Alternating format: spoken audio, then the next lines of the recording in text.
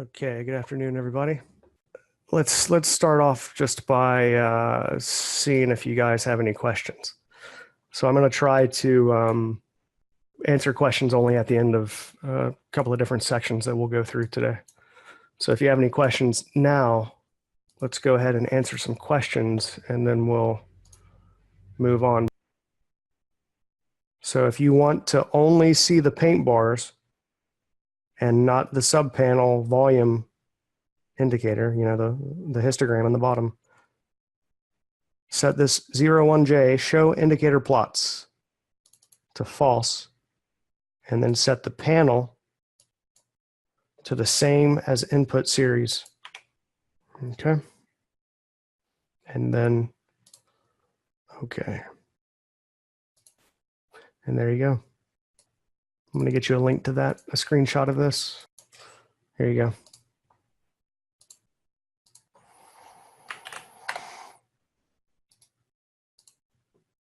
go. Doesn't let me paste the link in there. What in the world? How bizarre. Well, there we go. All right, so I sent you just a link to the screenshot. If you need, if you need more time, you need to refer to that. All right, so on this workspace, you've got 1, 2, 3, 4, 5, 6 different charts here. You have a 400 tick chart for crude oil. You have one of these RTS bars here with a range of, minimum range of 2, maximum range of 8, minimum number of ticks, 600. Sorry, maximum number, what is that, 4,800? And then 90 seconds for the minimum times a maximum of 5, 450 seconds. Okay, this is the RTS bar here. See that big extreme density buying climax right there? It's actually where we shorted with the automated template in Blackbird and then bought it back right here. I actually shorted here and then took a stop and then shorted it again and then exited right here with this big selling climax followed by a churn bar on very high volume per second. So we'll go over the details of some of those trades today and why they were taken. Warren, you shouldn't have these workspaces actually. So again, these workspaces are just for the guys that own only the volume analyst and have that Ninjatrader 7 volume analyst installer. So I'm just going to go over the details of this workspace. The only difference between these workspaces and yours are that there is no Divergences Pro and they don't have the toolbar. So you have the 400 tick. You notice a few different indicators on here. You have the volume per second in the top panel and the volume input for the volume analyst in the bottom panel, the third panel. Okay, and then you notice a couple of different indicators on the price panel. You have average range in the top right, and then you have a counter for time and for ticks. And I've given you this one, sorry, these two, the average range, the tick counter, time counter, and this midline plot just as a free bonus, and this chart identifier, little label indicator here, just to tell you the name of the chart and the size of it and whatnot. Stephen, limited view. That's what it's a good segue. That's what I wanted to talk about next. Limited view.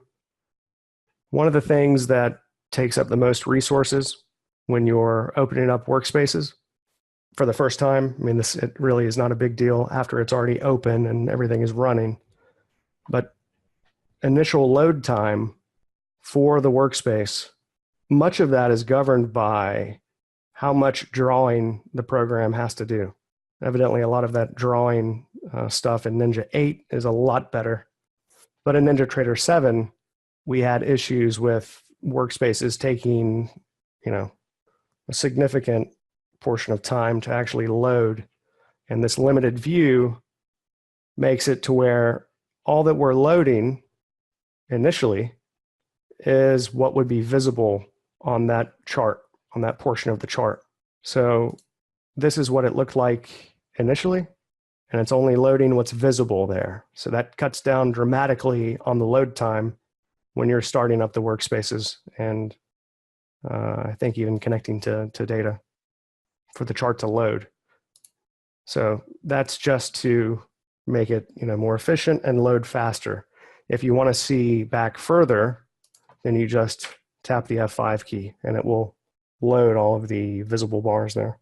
Okay, and if you want to go way back, scroll all the way to the back, and now you can scroll bar by bar moving forward. So it will load everything visible and to the right. Okay. And if you want to disable that, if you're not worried about load time because you don't have that many days back or that many charts or that many workspaces, you don't really care, then you can turn that off right here under the options menu. It's the first heading in the indicator properties there. Options, limited view. See? So we have the chart identifier, which is just a label. That's all it is. I'm not going to go over the details of that. It's pretty self-explanatory. Average range. This is maybe a little bit tricky because of the different settings here with the way that it's offset and how it spaces off of the X and Y axes. You can display.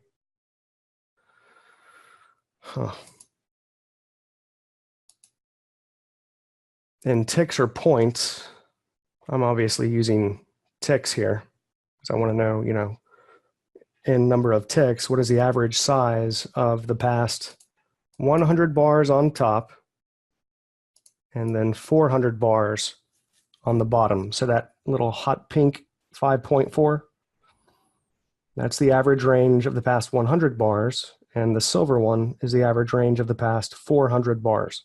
5.5 ticks, 5.5 ticks. It will highlight whichever one is larger in hot pink. Okay? And you can change those settings to whatever you want. The counter has a lot of different options, most of which you'll probably never use. But you do have alerts with it, and I think we just simply forgot to add in the sound alerts for the counter. I just completely overlooked it. It's not really something I use. I don't, make sound alerts when a bar is closing or something. But there is a folder for the sounds in the Ninjatrader 7 TTP. So we added our own folder here to the Ninjatrader 7 and 8 documents folder, and then you have screenshots and sounds. So I'll send those out in the next installer. We'll likely have another one next week with a couple of bug fixes. So you can read through these properties. I mean, it's not too complex or too complicated. But when it gets closer to completing, so it's a 400 tick chart, it's at the high end right now. When it gets down to between 25% and 0%, when it's, the last quarter, it will start to shift color, and it will blend the colors until it gets near complete, and it will make a little progress bar colored red around that. Just so you know, when the bar is getting close to closing, it will kind of highlight kind of pinkish in between red and dark salmon, and then closer to red, and then it closes and starts all over. So there's a lot of different ways that you can make it work. You can make it flash. You can make the alerts, make it start to flash different colors or whatever. It's actually a pretty cool little indicator. I don't really use it as much as, I don't use half of the things that we could use, but you can make it do all sorts of different stuff. So I'm not going to major on that The midpoint plot is simply showing you the midpoint of the day. All right, it's the developing 50% retracement, if you will, from the open, looking at the high minus the low divided by 2. That's the midpoint plot.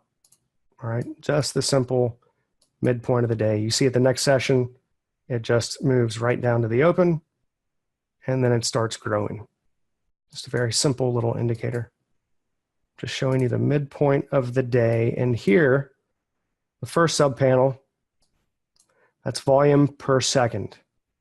Volume per second, obviously it's volume per second. It's telling you how fast the volume is coming in.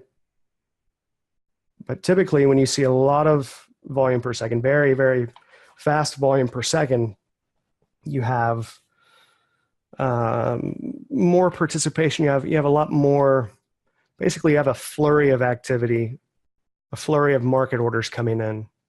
And oftentimes we'll see very high volume per second coincide with smaller intraday swing highs and lows. Also, not necessarily, I shouldn't just, limit it to smaller retracements. We'll see very high volume per second at the ends of major swing highs and lows as well. Like we see a grouping of very high volume per second right around this swing high right here. All right, so the extreme volume per second is this deep, what is it called? Deep, I think it's just deep pink. And then the, I don't know what color you want to call that, royal blue kind of a color. So it's maybe a little bit hard to see. You can change the colors to whatever you want. Not sure exactly why I chose those two colors, but anyway, the extreme volume per second is pretty important. We'll see that quite often, like I said, at the ends of retracements. I guess I should qualify that. We're not necessarily, how should I put it? It's not that I have to have very high volume per second to get into a trade. It's not really a requirement for a trade. It's just giving me more information that I care to know. And if we have, along with all of our other volume signals at the areas that we're trading, if we have along with those volume signals some very high volume per second, then it just gives me that much more confidence. So you can go through the charts and see where and when you see very high volume per second. Oftentimes, just about every single time, you'll see high volume per second, extreme volume per second, as it were, coincide with breaks of swing highs and lows. So in this case right here, we're breaking that prior swing low. So undoubtedly, we have stops sitting right there. Most, I was going to say most retail traders, but a lot of traders in general, I mean, they're using market structure as a kind of a roadmap, will place their stops behind important swing highs and lows. Unfortunately, a lot of people do that, and orders gather there, and market makers can see those orders sitting there. And anytime you break a major swing high or low, you'll see extreme volume per second. Typically, it stops getting run. It's not necessarily that the stops are getting run on purpose, but that there are stops there and they're being hit, and therefore we have a huge number of market orders coming in at the same time. I'm not suggesting that there's people sitting there just waiting for you to place your stops behind a swing and then they're going to go get them. I mean, that's how a lot of people justify why they lost money today. Well, they were gunning for my stops. I think I've said that a time or two. But anyway, volume per second on Forex. Right. So on Forex, you're always using tick data, right? So it's total number of transactions coming in per second rather than total volume. Total volume on a tick chart, every bar is going to be the same height because you're not using volume, you're using total ticks. So volume per second on the tick chart is really the only thing that you can use with Forex on a tick chart. We'll go over the details of those Forex charts and those Forex workspaces in Ninja 8 and show you how that RTS bar will kind of do a hybrid of the seconds and the ticks and the range and there we can use the volume, and it does, meaning the volume input. It's still using total number of ticks for the calculation because, of course, like I said, Forex, like most of you guys know, we don't have volume data for Forex data. We just have the total number of transactions. All right, so we went over that tick chart. This is the RTS bars. You know what, let's start from the hourly and work our way down. So another free indicator here. These are the pivot points, these horizontal lines here. So the WPP, that's the weekly pivot point. All right, these were some free indicators on our website in the free members area. They were created by a member of Big Mike's forum, just this one, the pivot points and the VWAP. The other ones we did. The weekly pivots, the daily pivots, the session VWAP, those were created by Fat Tails on Big Mike Trading Forum. And he let me put a lot of his indicators on my site a long time ago. And I just included those for you guys because we do use them, in the trading room. So these are the weekly pivot points. The PP is the pivot point. And that's the high plus low plus close divided by 3 of the prior session. High, low, and close of the prior, in this case, the prior week. Okay, the high, low, and close of the prior week divided by 3. That's the pivot point. The central pivot is the high plus the low of last week divided by 2. Central pivot is the midpoint of last week. The prior week VWAP, well, that's the average price of all of the contracts traded for the entire week. So this kind of little area right in here, we could kind of roughly say is, the quote unquote value area. It's basically the average kind of price of the prior week. So that's what this general vicinity is. It's not that any one of these are a particular area. It's just giving you a kind of a roadmap as to the range of the prior week. We're not trading based on these levels, okay? And then you have the prior week close, the prior week high, weekly resistance number 1, weekly support number 1, the prior week low, weekly support 2, weekly resistance 2. You can, you can Google pivot points if you want more information on that. I'm sure most of you know what pivot points are. And like I said, if you don't, you can YouTube and search or just Google it. All right, so on this 60-minute chart, I have the volume, the relative volume in the subpanel. And I'm displaying the bars with that chart style that we included with the RTS bars. It's just a high, low, and a close. So Ninja includes only the open, high, low, close, which will include the open, a little opening tick, and it's a tick left for the open, tick right for the close. I don't really like that look, so we added this little chart style here, and then it uses a little dot for the close, which is the way TradeStation used to do it, or I guess they still do it. So I always kind of like that look to it. High, low, close with a little dot for the close, and you can change the color of the close to, green for up closing or red for down closing, however you want to do that. So with the relative volume, where normally with candlesticks, coloring the body of the bar with the density, relative density, and the outline of the bar with the relative volume. The relative volume is the skinny bar on top. The relative density is the wider bar in the background. So the density is the volume per range. It's how dense that bar is with volume. We're dividing the volume by the range of the bar. In this case, it's relative density. So it's, we're doing the average volume per range for that bar, for that time period, doing the average volume per range of the past however many days. I think in this case, for the hourly chart, we're looking at the past 30 days or 24 days, 21 days. So this setting right here is telling you how many days back are we looking to run those calculations. In this case, 21 days.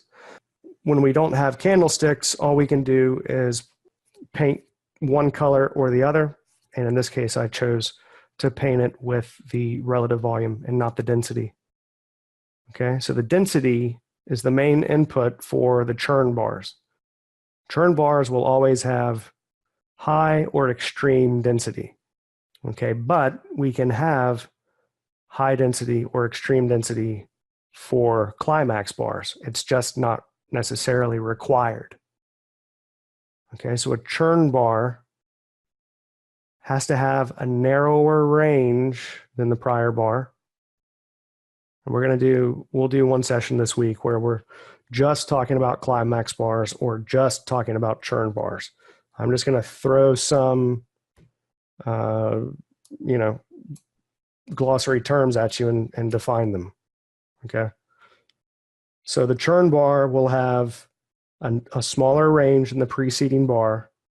It'll have high density or extreme density, and that's pretty much it. We can throw in some other conditions to define how high the volume has to be, or there's a lot of other things that we could throw in there, but we're not going to talk about any of that today. And for the Climax bars, and one more thing for the churn bars, we can have just a normal churn bar, which is yellow, and then the high density is spring green, or we can have an extreme churn bar, which is exceedingly high volume, high density bar, which is right here. This is a perfect example right here. That is an extreme, it's an extreme churn bar right there. All right, so that extreme churn bar right there has extreme density, but it's also a very narrow ranging bar, okay? So there's two churn bars. There's the churn bar that's yellow, and then there's the extreme churn bar that's that violet red. So if you see a churn bar at a high, that's supply coming in at a high. If you see a churn bar at a low, that's demand coming in at a low. Okay, yeah. All right, you guys got that? Two churn bars, normal and extreme, just like two Climax bars, normal and extreme. Churn bar at a low is demand coming in. Churn bar at a high is supply coming in.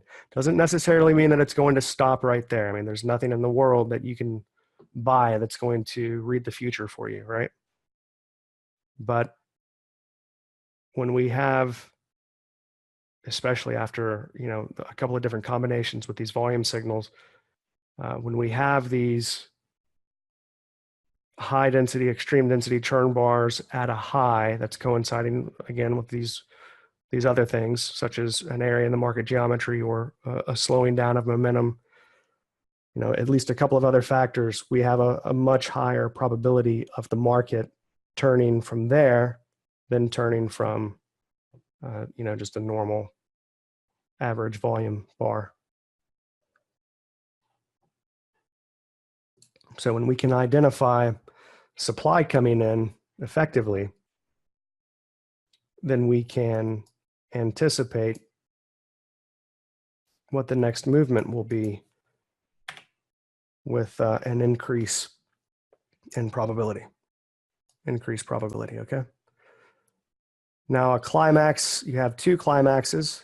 Again, the normal climax, which is a high volume, wider ranging bar. It doesn't have to be, an extremely wide ranging bar, but in this case, it's significantly wider range than the preceding bar.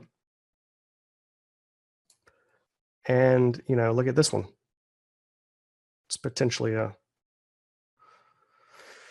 it's iffy if it's truly a climax, because it has been kind of going down here a little bit to sideways, a little flag pattern there. But it is a buying climax showing up, buying climax closing on its high. The range is actually 4 or 5 times larger than the preceding bar, but it's really not an exceedingly wide-ranging bar, is it? It's actually pretty small. But when you compare it to the preceding bars, it's huge. Okay, so unless they're really, really wide-ranging bars and exceedingly high volume, they'll show up as blue. When they are exceedingly wide range and exceptionally high volume, they show up as that deep sky blue color. That's the extreme climax. All right, so those are the two bar color signals, which are split into 4. All right, and then you have here one variation on the climax, which is even though it is a wider ranging bar and very high relative volume, it's also very high density. So that's an extreme density climax there. All right, it's so high, the volume is so high that even when you divide it by the range of the bar, it's exceptionally high volume per range. That would be towering above all these preceding volume per range bars. Okay, with the volume analyst, we're only displaying that relative density plot for the signal bars, and only if they're extreme density or high density. All right, I'm throwing a lot of information at you, but I'm just trying to explain what you're seeing on the charts. And like I said, probably tomorrow we'll major on 1 or 2 signals for the entire session. We'll probably do churn for the first half, or climax for the first half, and then churn for the second half, so you fully understand what all I'm talking about here. All right, so a churn bar has to have high or extreme density, but a climax doesn't necessarily have to have high or extreme density. But when it does, if I can find, this is an hourly chart, a little bit different on an hourly chart. Let's look at something a little bit smaller. Let's look at the half hour here.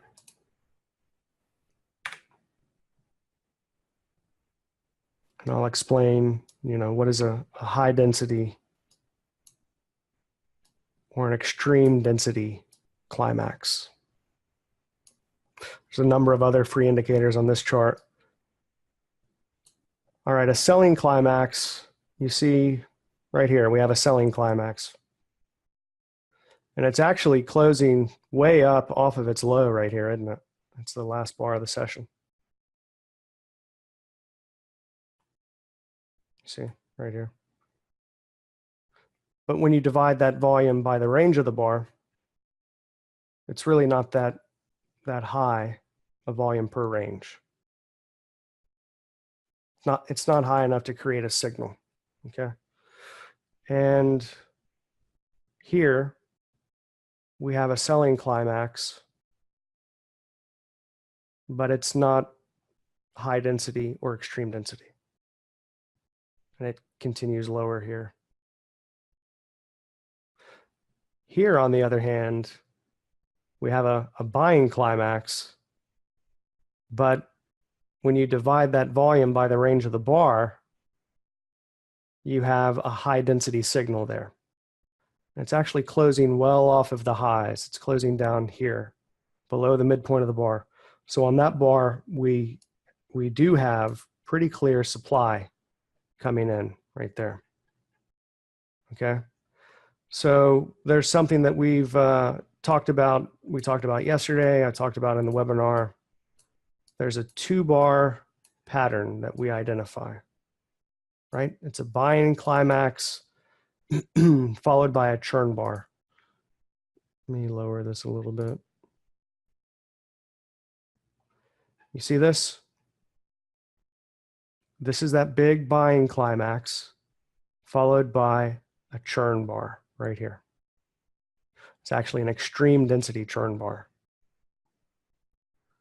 That's kind of the culmination of a completed buying climax.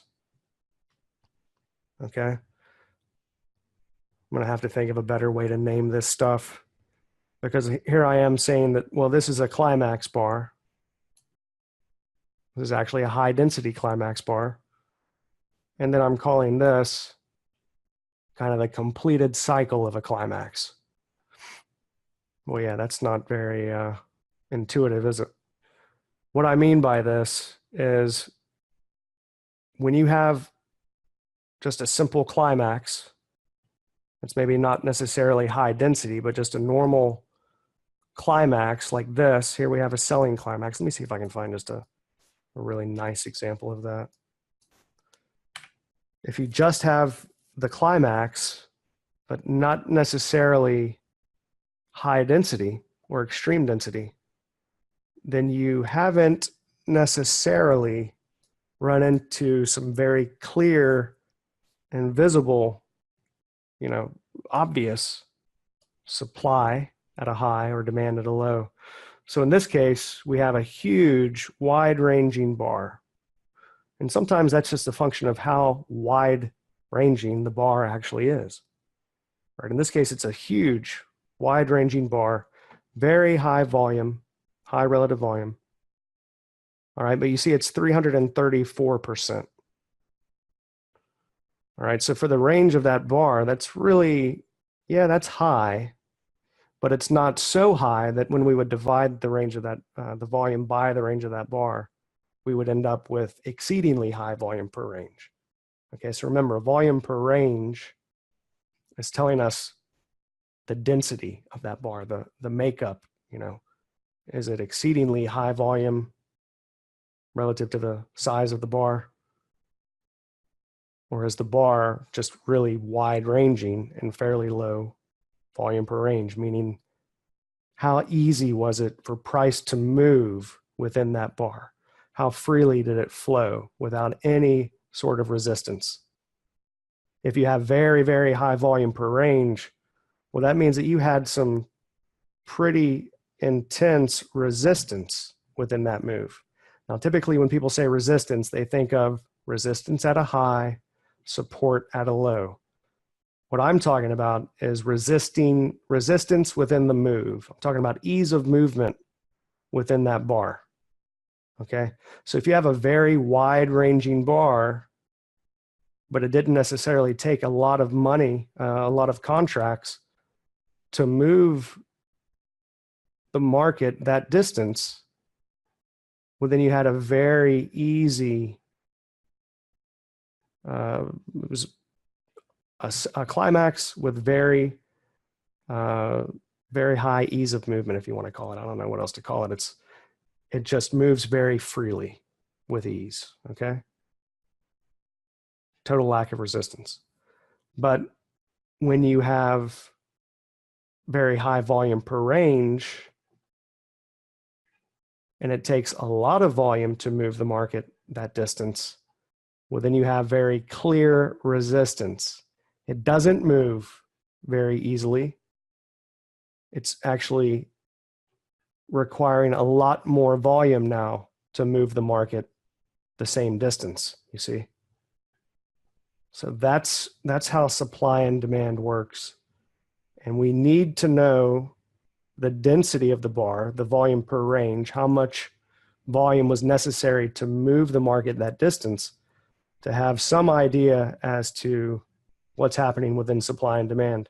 So when we see a big selling climax like this, that actually didn't take that much volume to produce, well, then we're automatically assuming that, we don't have a clear edge here trying to forecast a swing low. It's probably likely to continue lower, okay?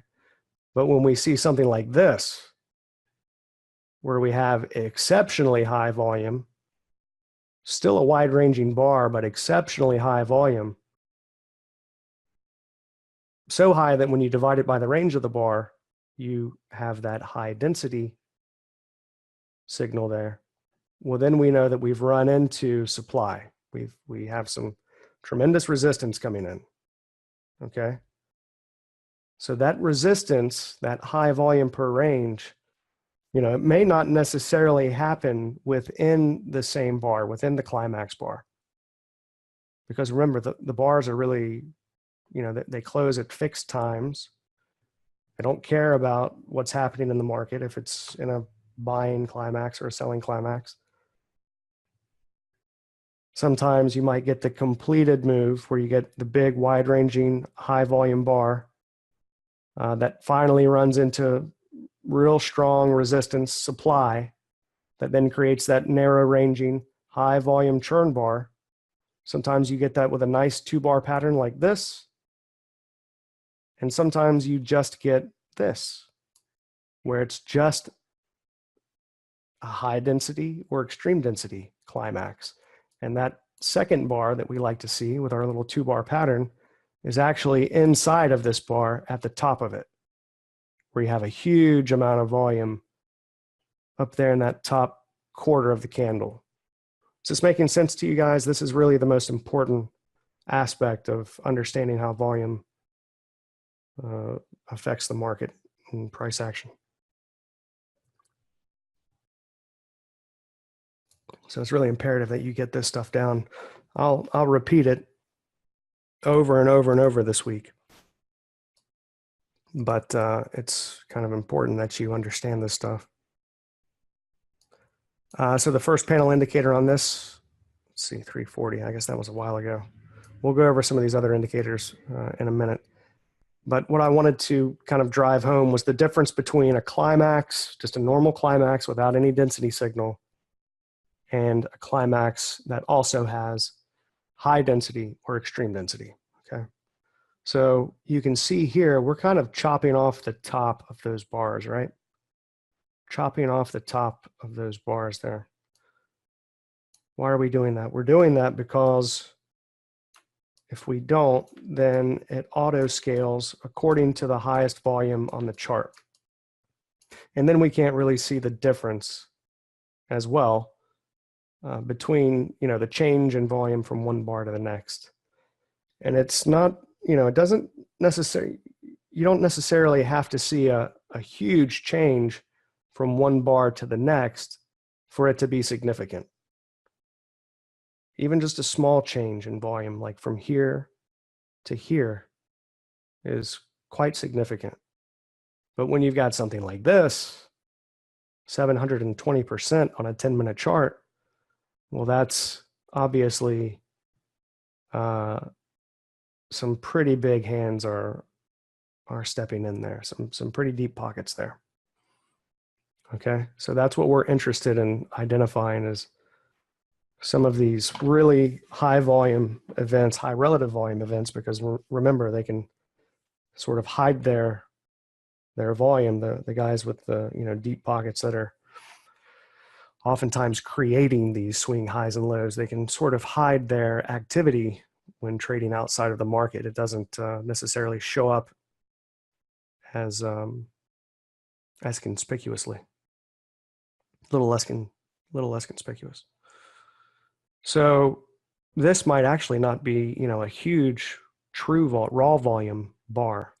In this case, it probably is, but here, 720%, what does that mean? That means it's 720% greater volume here for this bar than would normally trade for this time of day, this 10-minute bar.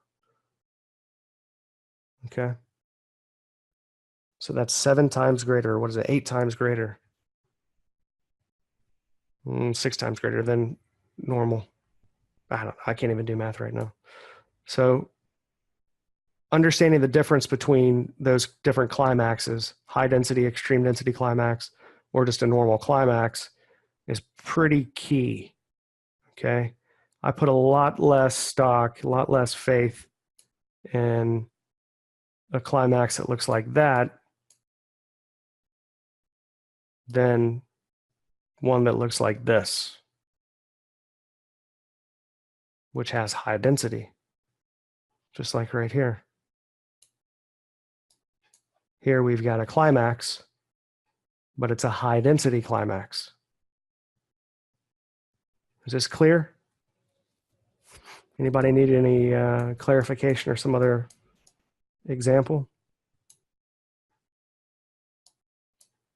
So right here we have that 2-bar pattern, right? Well, I would put even more stock in this because it's a 2-bar pattern where the climax is actually a high density climax. So the supply was already, I mean, you had already hit supply up in here somewhere on the climax bar, and then you've got another 10-minute bar where it's chopping back and forth there, churn bar, chopping back and forth with a ton of volume, obviously run into some, you know, very clear supply. and one more bar, creeps a little bit higher, and then what does it do? It closes on its low right there, and then rolls over. Okay. So one other thing that we're doing, I didn't finish talking about how we chop off the top of that. So we want to be able to see those differences between the bars. So we actually auto scale rather than based on the highest relative volume bar. We auto scale based on the average. Okay, so we can see the variance from one bar to the next a little better. So here it looks like these two bars are the same size, but in fact, when a bar is chopped off, we'll tell you what size it is. This is 600%. This is 327%. You can make these numbers or these fonts as large as you want. This one's 587. You see, this one's 720. So this is the really big one right here. I mean, that's perfect right there. Big, massive climax followed by a churn bar. You can't ask for any more obvious sign of supply coming into the market right there. Yeah, Kim, there are pictures in the PDF in the user guide.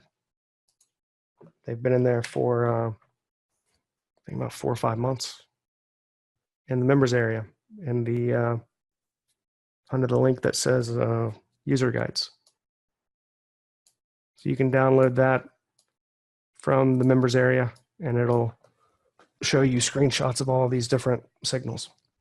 Here's another buying climax followed by a churn bar. It's another 2-bar pattern. Buying climax followed by a churn bar, the one we were just talking about. So another thing that we're looking at independently of whether it's a buying climax, selling climax, or a churn bar or whatever is the spikes in volume. Okay, is it an extreme spike, a major spike, a minor spike? And you can turn those on or off right here. Select the volume spikes to calculate. So the volume divergence is actually built from the spikes in volume, and I'll explain that momentarily once I get through these workspaces here. So you can show just the extreme spikes, which is the diamond there, the major spikes, which are the little dots, or all three, where you have for the minor spike a little dot right there. And you know, even if you didn't have a PDF that tells you what the name of the signals are, it tells you right here. But there is a user guide in the members area. So we've added in these text alerts. And then you can turn on the sound alerts, email alerts. You can send yourself screenshots, email yourself screenshots. We don't have a lot of the alerts turned on. There's text alerts for Ninja 8, but there's not, I don't think the email is hooked up yet. Or the sounds, maybe.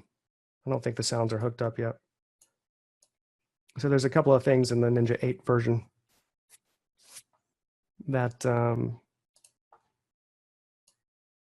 needs to be turned on. So here we have these numbers.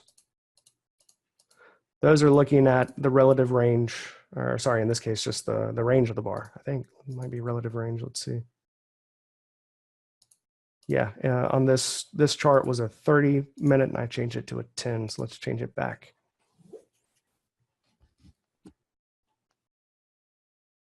So that's a big, massive, extreme density churn bar right there at the high of the day in crude oil. So this is another reason why we use multiple time frames, because you know the volume is spread out, and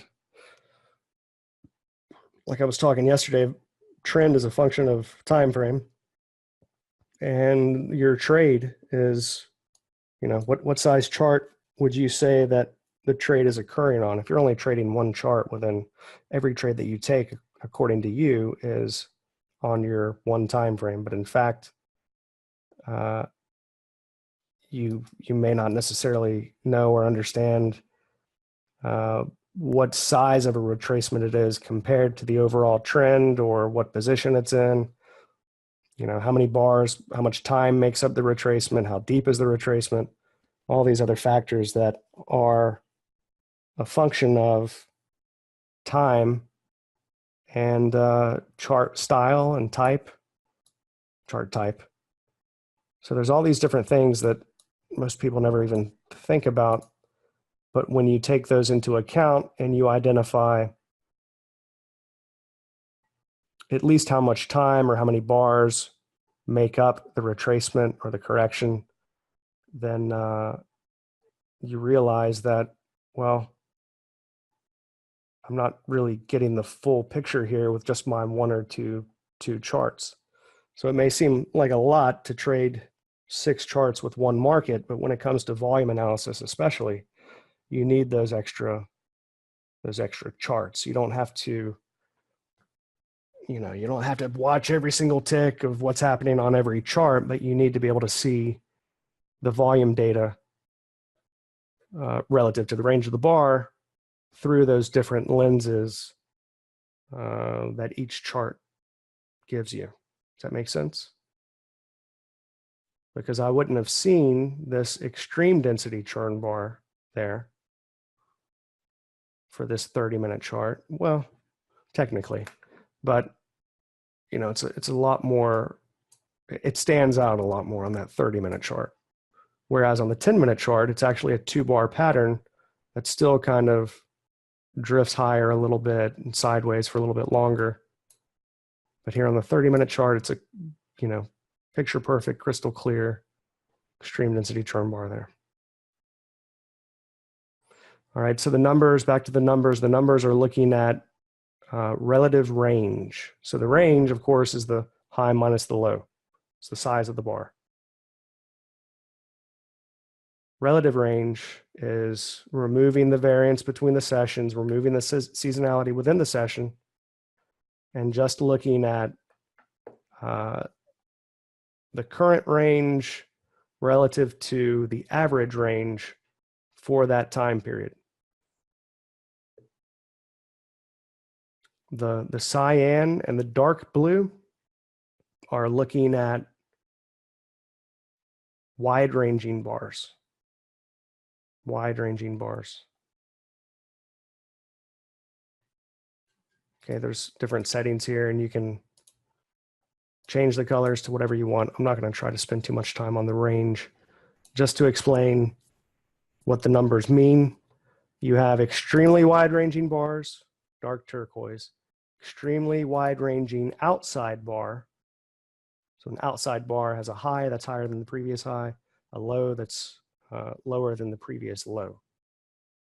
Okay, and you have all these various settings here for each, which are in the user guide for Ninja 7. Most of these properties are the same. In Ninja 8, we've just added new ones. Okay, so that user guide in, for Ninja 7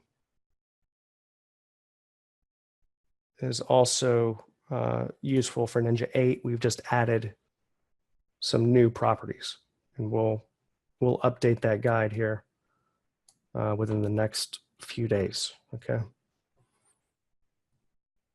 So you should have access to that within your members area. If you don't, let me grab it for you. Well, you do, but I mean, if you don't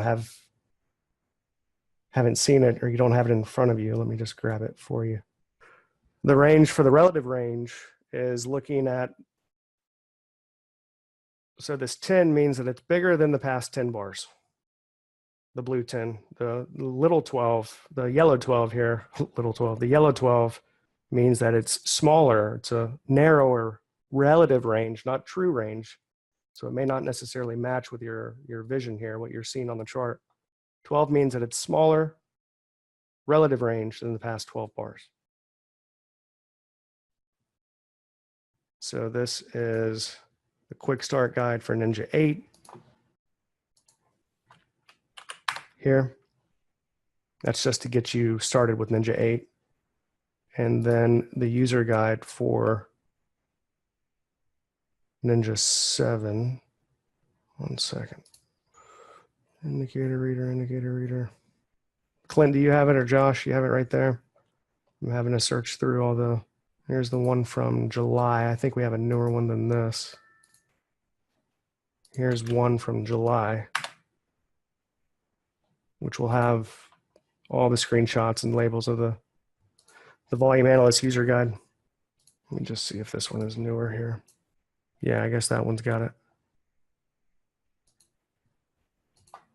And we'll update the user guide for Ninja 8 once we sort out these properties.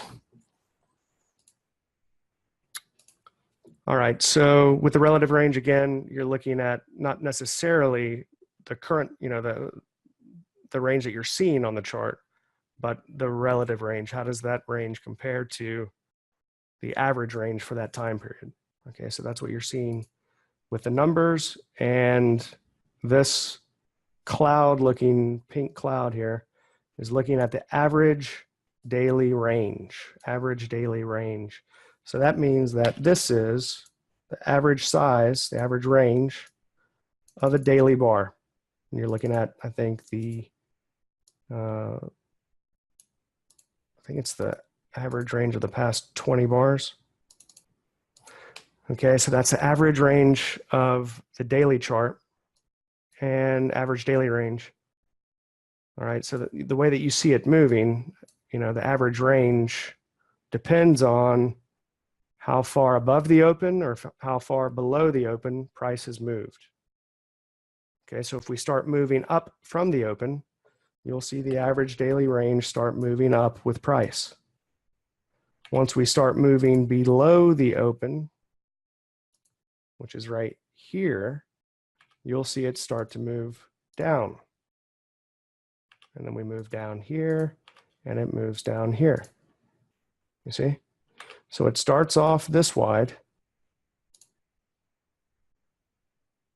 because price could move up that far from the open, right?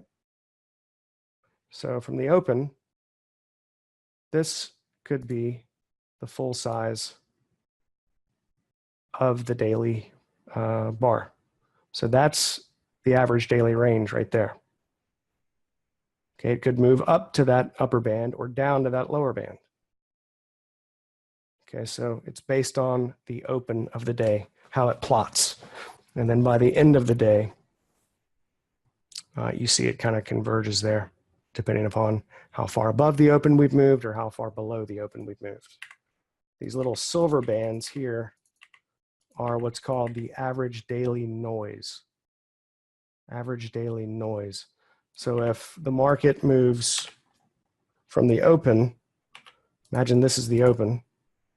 If the market moves down this much from the open and then trends up for the rest of the day, from the open to the high, well, that's the trending move of the day.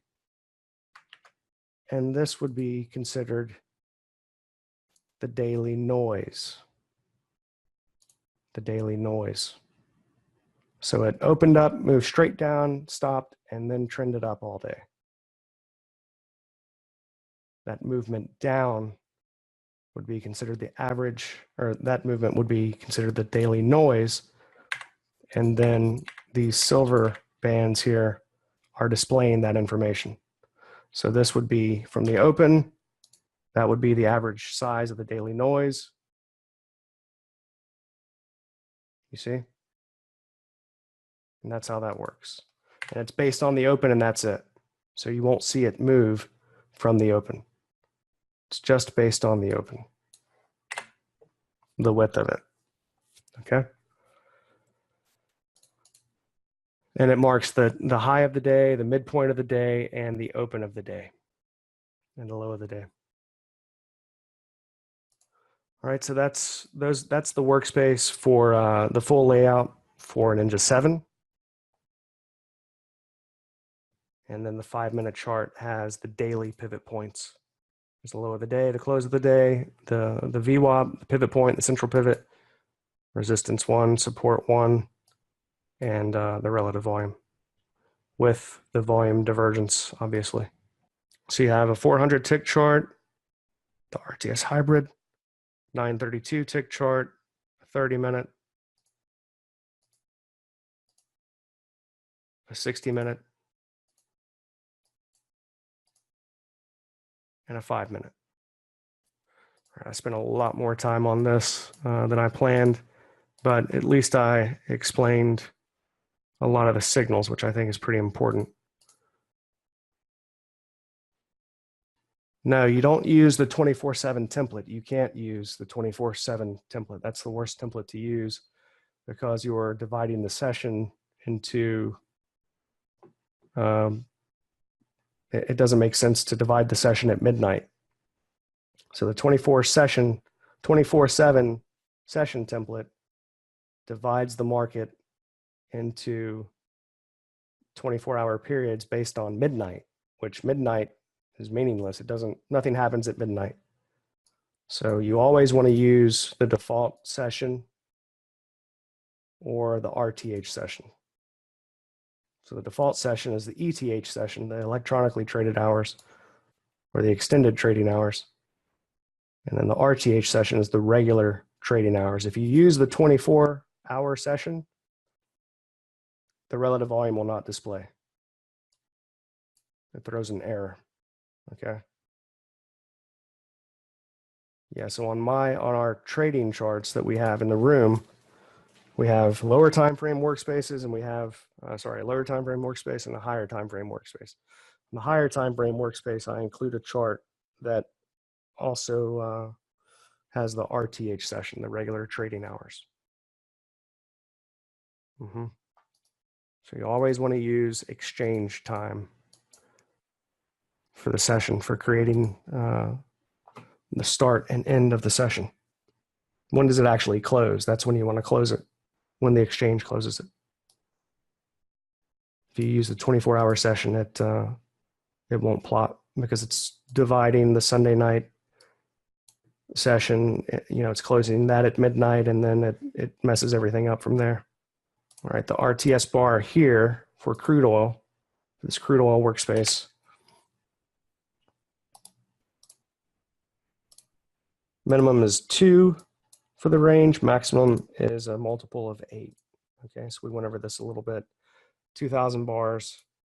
It's looking at the volume input in the bottom, volume per second right here. The other indicator you see on here is the VWAP. So this is the running average, running summation of all the contracts traded at every price. Yes, Henry, this is being recorded. We'll send it out tomorrow. So this is the average, the running average of every contract traded at every price. So it tells you the running average price of the day, the volume weighted average price. Top band is overbought, quote unquote overbought. It's the second standard deviation. It's the bottom part of the band. Top part is the third standard deviation. Same thing in the bottom. The first standard deviation above, first standard deviation below is that little silver gray kind of a cloud. So this is, for volume profile traders, this is quote unquote the developing value area based on the VWAP, based on the volume weighted average price, not the volume profile. So it's just another tool for giving you kind of an average price and how far price has, how volatile price is throughout the session relative to that average for the standard deviation bands. Okay, the volume divergence is using the extreme spikes and the major spikes on this template. Yeah, it's using, I think it's just using the extreme spikes. But anyway, what you're looking for in the volume divergence, you're looking for that extreme spike at the initial swing which is this swing. And then you're waiting for a sign of weakness after that. And if you right click on these buttons up at the top, you'll see all of your other options here. So we're looking for the extreme spike and then a pullback or retracement. And you can see where that pullback occurs after the spike if you turn on that little blue line. This is basically just for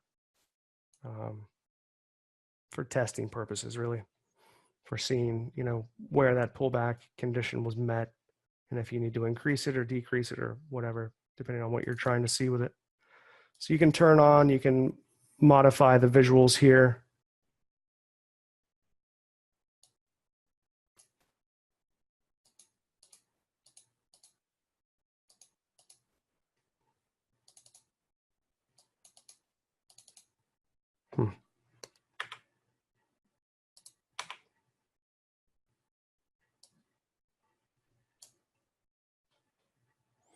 And there's a couple of other settings here.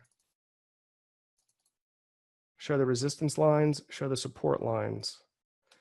So this is something I used to use when we didn't have fully automated volume divergence. Now that we do have automated volume divergence, I don't really turn them on. I don't necessarily need them.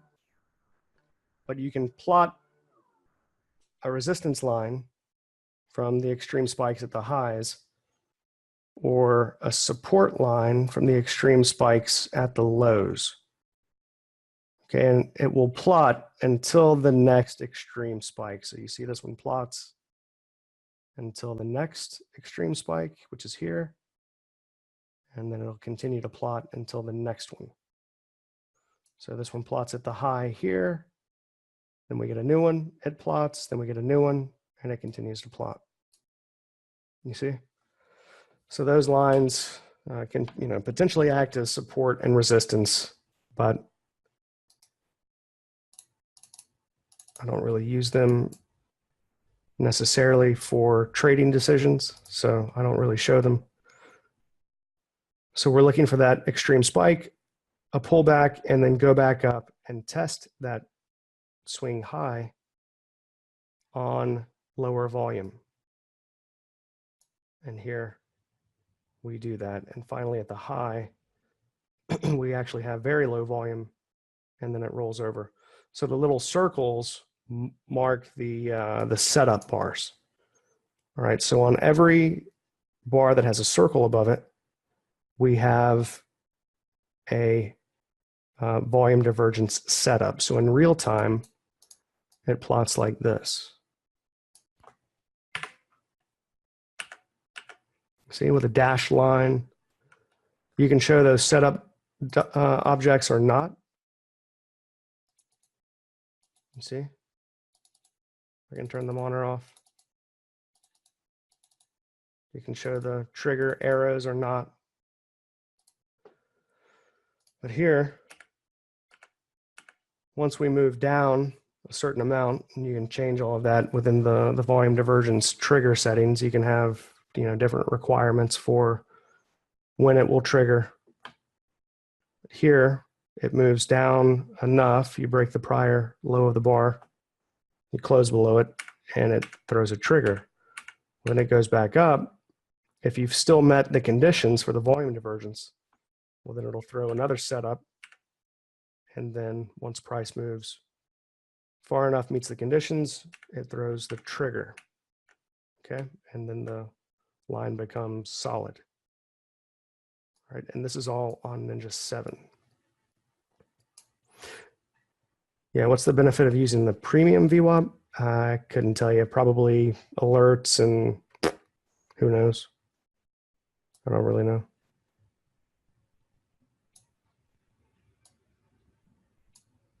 It's not necessary.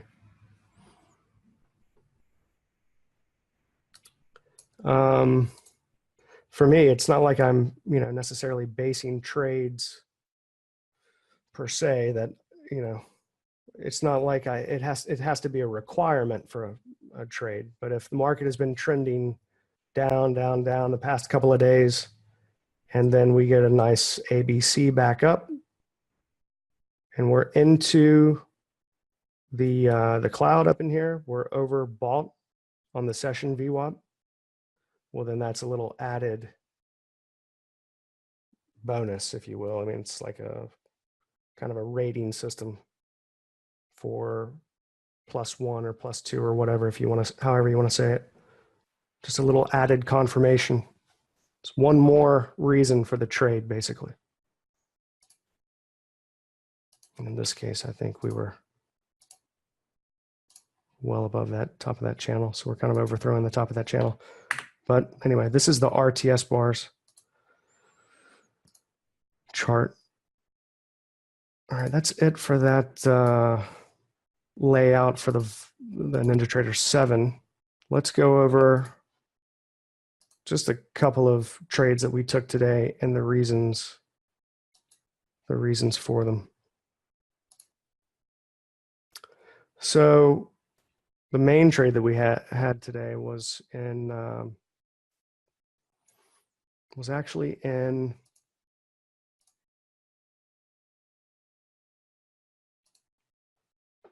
NASDAQ. We had a few trades. All right, so at this point, we were about to be opening up right at 8:30 Central. And we were looking for a reason to get long, and we finally got that. So we had multiple areas coming together down here for the long. The main one being the perfect hit of a trend line. I mean, that's about as obvious as it gets right there. So perfect low to low, right down to the trend line. Really massive correction here in the NASDAQ. And came right down to the warning line of this little upsloping channel here, parallel of the center median line from the low before the high right here. Anyway, a bunch of stuff that maybe many of you guys don't fully know about. Here we have a huge volume divergence on the hourly chart, big wide-ranging selling climax, and then another selling climax, wide-ranging, but much, much smaller. You see? So that all happened before the open. And 5 o'clock in the morning, we have a huge selling climax and then a churn bar a couple of bars later right in here. And that starts turning us up right there. So this is just before the open. We're looking for any reason to get long. The main area that we would have for a high or low would be this upsloping lower median line here. Okay. So we had that, and I think I've already erased it from here, but anyway, we had where was it? It's not that one. I think it was here on the 5-minute actually. Yeah. So we had that center median line right there. So we actually went through that a little bit right into the upsloping lower median line right there. All right, so we had that. This is a 5-minute chart, so you didn't have a whole lot of time to react there. So I've actually gotten into this thing a couple of times. I got into it here and then took 3/4 of the position off up in here.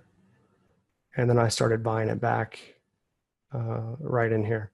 So I had 20 here, took 15 off, had 5 left, bought 5, and then bought 5 more. So I'm back to 3/4 position here. So anyway, to confirm that area, especially right at the open like that, you're going to have a huge amount of volume per second come in right at the open, of course, but to do anything at the open with, the NASDAQ or the ES, anything with a huge amount of volume and volatility right at the open, you really have to have some sort of tick chart or, something like what we have here with these RTS bars. So all the areas in the market geometry came together right here, which that's the high or low. And then we had the massive extreme spike. It's a selling climax, but it's it's an extreme density selling climax. It actually closed up on its high. So that was the bar on which we got the signal in the market geometry. And then over here, that high density, extreme density climax there is actually two extreme density climax bars back to back. And that was where Blackbird throws that signal. I actually got in a couple of bars late right in here, I think. Let me show it here. Yeah, right there. After it started turning up a little bit. I got in a little bit late. So I didn't have, I didn't change the color of one of those lines on the 5 minute, and that's what kept it from entering that one automatically for me. So anyway, that's the long in NASDAQ. And in the 6E, I'm long right now from this low. I had gotten long earlier. What in the world? No, I had gotten short earlier right here. I got short here, and then I closed it right here before it took off and broke the low. I don't know why I did that. It jumped out basically, but and then once I see this, with this high density climax here, right into all of these areas with a 2-bar pattern on the 15 minute here. Just show you the different areas here. You're at the VWAP from the low. This is the swing low. Let me just turn off some of this stuff here. So you're at the VWAP from the low. You've ticked out this low here. I just basically want to get back to the underside of this line. I'm thinking it's still going to go down and make one more low. You're at the VWAP. You've taken out that prior swing low, and then you made it down to this bottom of this channel here. Right? This is just the high before that gap down on Sunday night. So we actually broke through the bottom of that channel right into the average daily range low. You see it? That's the average daily range low, that pink area there that I was showing you a little while ago. Selling climax followed by a churn bar right there. It's actually a volume divergence. And let's see here. Volume divergence is showing up on the tick chart as well. It's bullish divergence on the 15-minute tick chart and the RTS bar. And it's got a nice 5 waves down to completion. So it even has a nice subdivision in the waves. See? Right into that center median line there.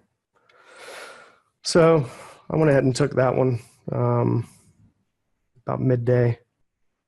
And I'm not expecting that is necessarily the low, but it could be. I'm kind of shooting for one more low, but anyway, what time is it? I'm gonna go ahead and close this now. Yeah. Order filled. So let's see, how much is that? I had more earlier. It's really not that much. That would be like $1,000 if you were trading 2 contracts, because I've been trading 20. So that'd be like $500 if you were trading 1 contract. But I still have NASDAQ on. So NASDAQ could still, it could still go up a pretty good ways. It's up it's up $5,000 right now. So NASDAQ could actually keep on going. So anyway, that's what happened today. And that's trading volume and market geometry and momentum divergence. So it's already at what, an hour and 40 minutes. I'm going to wait to go into all the stuff for Ninja 8 tomorrow. I mean, we did some of that yesterday, but we'll go into the details of the Ninja 8 workspaces tomorrow. I will finish by showing you the reader that I told you to, and then we'll take some questions. Dave, did you have a question about one of these indicators on the first panel? This is the average range here. Let me turn the spotlight on. This is average range. It's looking at the average size of the bar, the past 100 bars in the top, past 400 bars in the bottom. And then some of these other charts have a counter indicator on them. When the markets are closed, the counter will not display. All right, so we have two other workspaces that are just pretty simple workspaces here. Just to show you a couple of examples inside of Bloodhound. So if you don't have Bloodhound, then you won't see, obviously you won't have Bloodhound in the sub panel. And all we're looking at are 2-bar patterns here. So this is a Bloodhound template that has the reader, volume analyst reader in it. Okay, the volume analyst reader allows us to read the signals from any chart on any other workspace. So I could actually bring in the signals from that other workspace, from the 30-minute chart, from the hourly chart, from whatever, and combine all of those into some sort of automated system or semi-automated signal. Okay, so the volume analyst reader here from the list, your TTP, you've got the average range counter. Those are the two free ones. Then you have a reader manager, and then you have the volume analyst reader and the volume analyst here. Okay, the reader manager is also included with the volume analyst. We'll save that for Thursday. But the volume analyst reader, again, allows us to read the signals from any chart, any workspace into Bloodhound. Right? You could even plot them on another chart if you wanted to in the subpanel, but all it does is it just shows a +1 or a -1 or whatever the values for the signals are. Those will be the numbers that it will plot, okay, as a bar or a line or something. But inside of Bloodhound, we just simply want to access the signals, and each signal is associated with a specific data series, a specific number. All right, so here in this getting started guide here, if you want to learn how to use this thing inside of Bloodhound, you have what are called bar codes for the different buying climax, selling climax, whatever. You have several different barcodes. You have the primary barcode, which is going to show you the extreme climax, the extreme churn. Okay, basically just the volume plot when we're talking about relative volume. Secondary barcode is going to show you the density signals. Okay, the signals for that density plot. And then the combined barcode if we want to show high density climaxes or extreme density.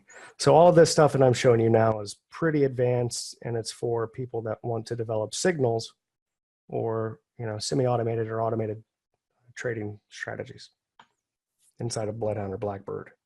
So this is pretty high level stuff here. The 2-bar patterns, those have their own data series as well, which is what this one is set to. You guys got that? So the reader will let you access those signals from all these different data series within the volume analyst. The most important ones being the primary, the secondary, the combined, the 2-bar patterns, the volume spike, and the volume divergence setup and trigger. And all of those are in that document I just showed you. So this volume analyst reader, we have it set to 2-bar pattern, and we're looking at these values here. Okay, I won't go into all the details of using Bloodhound right now. So that's how the volume analyst reader works. You choose the data series, and then you set the solver up inside of Bloodhound accordingly. It's incredible, the the signals that we had today in crude oil. Beautiful swing low. Obvious swing high. We shorted this, and then a big selling climax, high density climax, which stopped on a dime, which is right where we exited. I should have gone long, but exited. And then a big buying climax followed by extreme density at the high. Pretty cool. So you have one more workspace like that, which just shows you another example where you're actually looking at two charts, a 5-minute and a 932 tick. And this is, these workspaces are only for the guys that have the volume analyst and only the volume analyst. This doesn't really pertain to you guys that have the master suite, because you guys have the big workspaces that have all of the indicators on them and the Bloodhound templates and the Blackbird templates. This is child's play compared to what you guys have. I shouldn't say child's play. This is awesome stuff, but the master suite ultimate guys have the Divergences Pro, the indicator reader, all of my Bloodhound strategy templates for the market geometry, and all of my Blackbird templates. So this has only the volume analyst and one Blackbird template that shows you how to combine the signals. So this is mostly for just giving you a demonstration of how the readers work. All right, one is accessing the other chart, the 932 tick chart. Here, it's accessing the extreme volume per second, and the other one is accessing high or extreme density. So it's showing you how to combine two signals together for a different signal. So here we have one of those signals at the low of the day. And then we had one here on a breakout, actually, so not so good. And then we had one here. This is probably the best one of the day. This one and the low of the day. And then we had one here on another little breakout of that swing high. So we'll pick this up again tomorrow afternoon, and we'll go into Ninja 8, and we'll go through those workspaces thoroughly. And then, what was that, Wednesday? And then Thursday, we'll major on the climax and the churn bars.